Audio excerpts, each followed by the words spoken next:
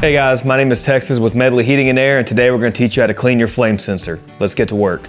So the tools you're going to need to clean your flame sensor are something to remove the door on your furnace, either a 5/16 or a 1/4 inch nut driver, something to remove the flame sensor, either a stubby nut driver or a flathead screwdriver, and something to clean the flame sensor, like a dollar bill. Go ahead and start by removing the door. And we'll go ahead and show you what the furnace does when the flame sensor does need to be cleaned. So what you're gonna see happen here is the furnace has already ran through its sequence. It's at the part of the cycle where it's trying to ignite the flames. When that flame sensor is too dirty, it won't recognize that the flame is present and it'll kick right back off.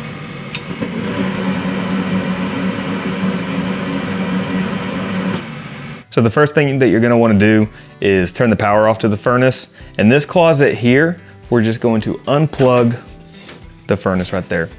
If you're in an attic, you may have a plug or you may have a light switch kind of like this that you're gonna turn off. If you look in here, you've got 2 burners. Your furnace may have 3, 4, even 5, but the flame sensor is always gonna be located downstream from the burner, right in line with where you'll see the flame from the burners.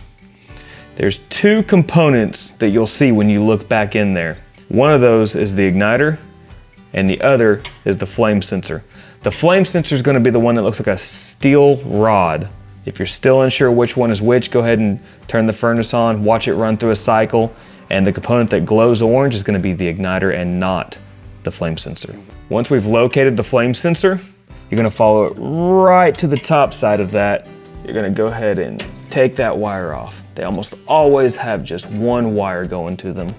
Now we got to remove this screw. This is where your little stubby nut driver or your screwdriver comes in handy. Set your screw to the side and go ahead and pull out that flame sensor. You can see we've got all this buildup on here, and that's why this furnace isn't sensing that flame, even though it's there.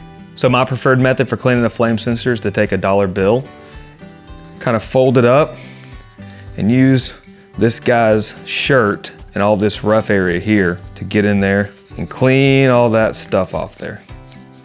Some people use sandpaper. It's probably fine, but it does score up the flame sensor, but a dollar works pretty well. I'm just gonna keep on going back and forth on it,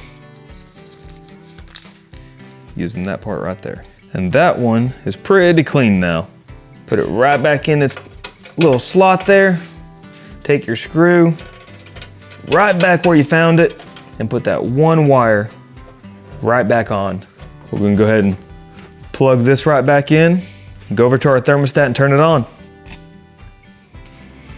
So last time the flames came on, they would kick right back off after a couple of seconds. This time we expect to see them stay on.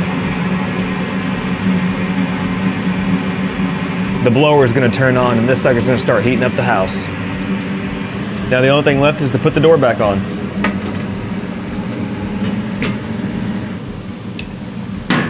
And there you go. You just saved the day. I hope this was helpful. Thank you for watching, and for all of your heating and air conditioning needs, call Medley.